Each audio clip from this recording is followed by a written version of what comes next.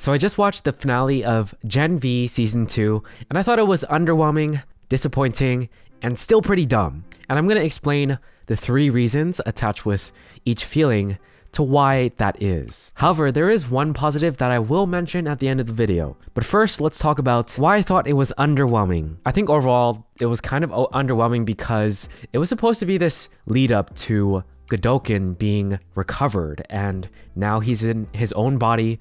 Now he's roaming the school. What is he gonna do?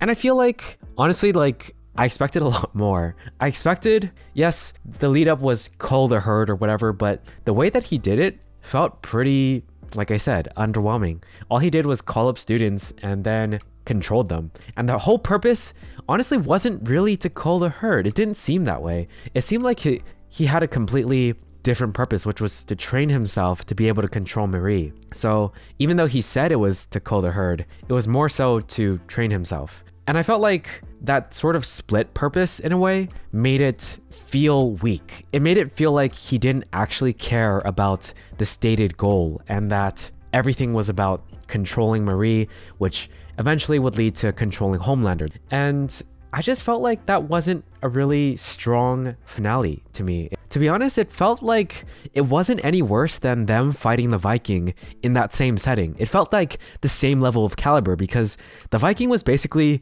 nearly killing students anyways, so he wasn't doing anything different. It didn't feel like he was actually that threatening. Secondly, let's jump around. I'm going to talk about why I thought it was still kind of dumb. So I want to be as fair as possible. In shows where we have smart characters, like Sage for instance, it's really hard to get a feel for how smart the character is. Like when she's first introduced in The Boys, she predicts everything about Homelander and just like knows a whole bunch of stuff. But for some odd reason, when it comes to predicting that Godokin would do what he did, she just didn't know. She acted surprised. And to me, it's like kind of confusing when it's inconsistent like that. Like if you're that smart of a character and you can predict so many things, how could you not predict that Godokin would do this? It didn't make any sense to me. Unless she's like pretending not to know, but like there's no one else there, so why does she need to pretend, basically? Like she was able to predict that Marie would somehow heal Godokin, even though she had no idea Stan Edgar would even mention Godokin in that scene, unless they were collaborating somehow. So to me, the story felt pretty poorly written in terms of that, making the characters feel dumb, even the smart characters feel dumb, despite them supposedly being very smart. And then the last point, disappointing.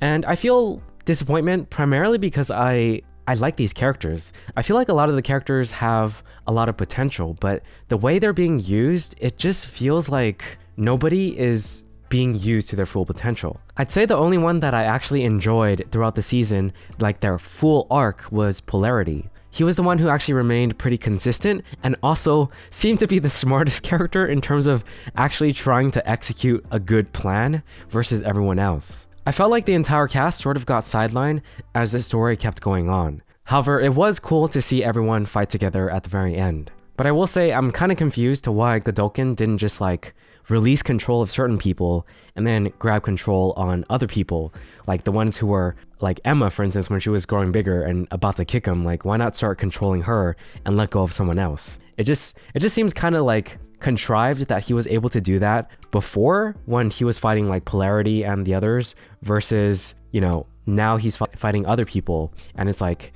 so how many people can you control? How fast can you switch? And it's just like the abilities are very confusing. And especially when like he got control of Marie, at that point it's like it just gets really confusing to why there weren't certain things done during the fight. And I guess that goes hand in hand to like the underwhelming part plus the sort of dumb plus the disappointing. So that was my overall view of the final episode. Like I said, the last episode kind of ruined it for me. Every episode beforehand I enjoyed very much, but second to last episode really killed it. And from then on, I kind of just viewed it from that lens of like, yeah, I don't really care about this show specifically anymore. And that's what I thought of the final episode. The thing that I really enjoyed though was the very end, where Starlight and A-Train showed up. I feel like it was just fun to see them. I think I honestly just really like A-Train's sound effect, and whenever he uses his powers, it feels fun to watch. So I'm glad that, they're integrated into the group now, and I'm curious to what they'll actually do in the boys. Like, I'm still looking forward to the boys. It's just, I feel like this season finale was, like I said, underwhelming and kind of disappointing. Those are my honest feelings. Let me know your thoughts in the comment down below. I'm totally cool if you disagree with me. Like, I'm happy for whoever enjoyed it. I just feel like personally for me, this is just my opinion. This is how I felt about it, and I wanted to just express it. I'll likely make another video about the whole season with a friend. If you're curious about that, I'll leave a link down below for the channel that we'll talk about it on. I don't actually make too many review videos like this one on this channel. Anyways, thanks for watching, and I hope you have a great day. Peace.